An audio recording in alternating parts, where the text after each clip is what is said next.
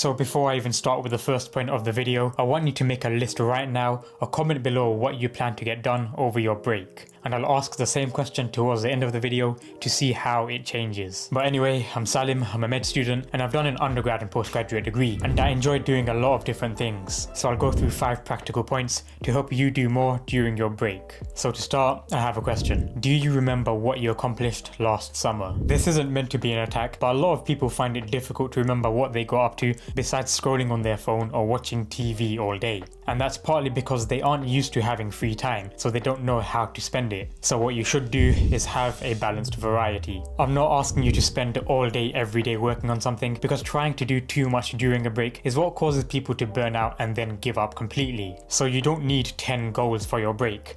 Just have a balance of 3 or 4 goals or things you want to do, having variety by making each goal for a different part of your life. For example, one of my goals is to get into the best shape I've ever been, another is to spend more time on making YouTube videos and coaching, a third is to get consistent with practicing the piano again, and the fourth is just to see my friends regularly. This balance and variety stops you from overworking yourself, making it a healthier way to be consistent over your break. Now the next point is a very simple way to give a reason to get things done, and it revolves around understanding yourself better. Because a lot of the time when we do things, we don't pay too much attention to whether we actually enjoy it or not, or spend time to really think about what we're good at and what we aren't that good at. And this isn't just for typical productive things, but also something to think about when you compare hanging out with friends with scrolling on your phone. The latter isn't actually fun in comparison, but you do it anyway. Because if you think about it, when's the last time you thought to yourself, yeah, I can't wait to go on my phone and scroll for an hour? So to figure out what you do and don't like doing to help you allocate your time better, summarize your day into components. Write down what you did and whether you enjoyed it. For example, the other day I found myself scrolling on my phone for 30 minutes, which I can't really say I enjoyed because it's just a mind-numbing thing to do.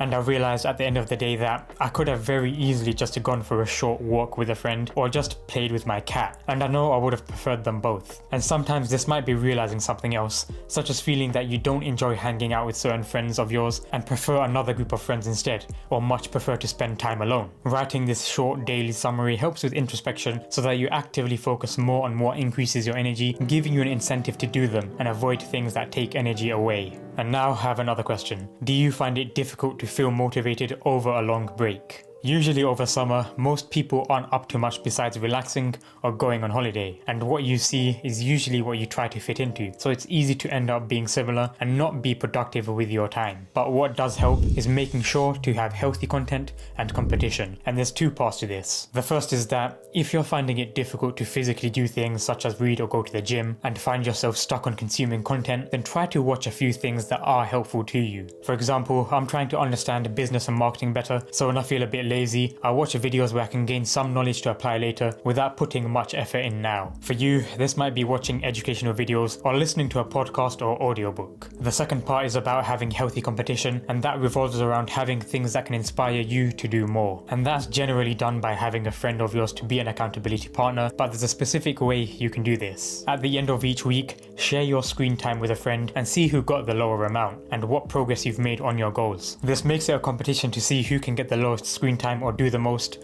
where the winner wins something. And honestly, even just being able to tell your friend that you're better than them is, I think, a pretty good incentive. But no, having a friend to directly inspire you to do more is a very good source of external motivation to be productive over your break. And for the next point, some people might try to cancel me or think there's something wrong with me. So typically after you do exams, you go from 100 to 0, studying all day every day to then doing nothing the day after your exam. And a lot of people feel quite lost in this time because they have no idea of how to feel or think. So what's important is that you should conserve momentum. You shouldn't go from a very focused and study-oriented mindset to one that's the complete opposite. You should retain some of that focus to keep your mind engaged so that when you do get on with your summer goals, you have some momentum that can be transferred over. So that's partly why after I do my exams, I still study for about 30 minutes a day because it helps me keep that focus. And this is what helped me get back into making videos or start my website very soon after finishing my exams. So as I mentioned at the start, spend a few minutes to think about how your goals for summer has changed